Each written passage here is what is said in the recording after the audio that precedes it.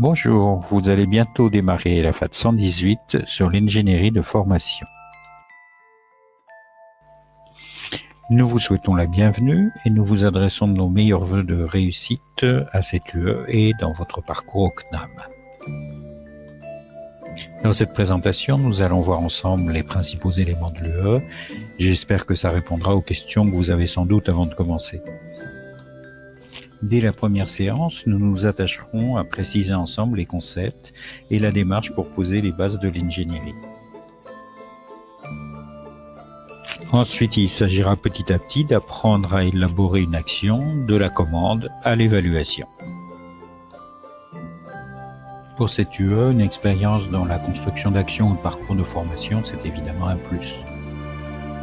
Vous trouverez dans cette UE des choses familières, mais vous pourrez sans doute aussi formaliser une démarche, des outils parfois empiriques, et vous pourrez également confronter votre expérience à celle d'autres participants.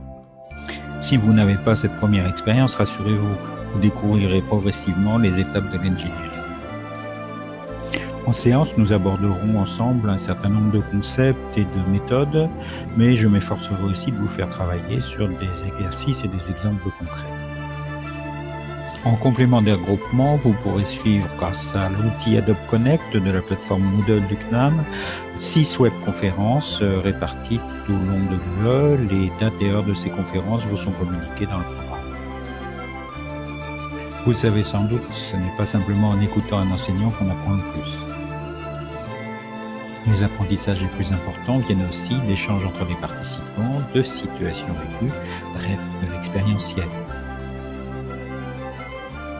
En complément des regroupements et des conférences, un travail intersession vous sera demandé, avec des possibilités d'aide à distance, travail qui sera sans doute plus profitable si vous le faites à plusieurs.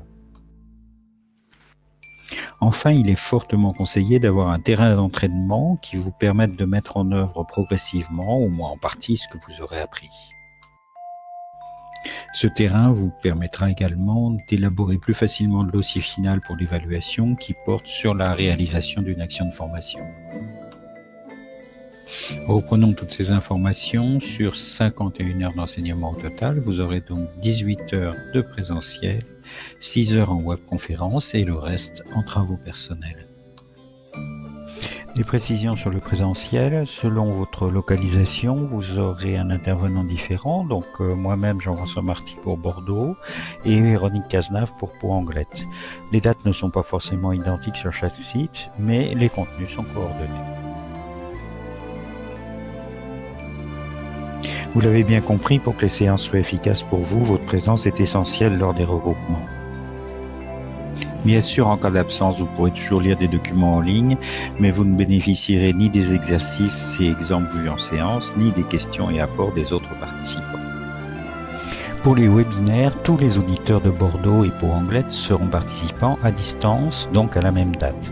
C'est moi qui assurerai ces séances et nous essaierons, malgré la distance, de les rendre interactives dans la mesure du possible. Dès la fin de la séance virtuelle en direct, l'enregistrement est disponible en différé sur l'espace de l'UE. Si donc exceptionnellement vous ne pouvez être présent lors de la conférence, vous pourrez toujours la consulter en ligne, mais l'interactivité en moins. En complément des séances et des regroupements, vous aurez aussi à votre disposition des ressources en ligne sur Moodle. Vous trouverez avec cette vidéo un document avec quelques conseils et informations pour vous faciliter le travail au cours de cette UE.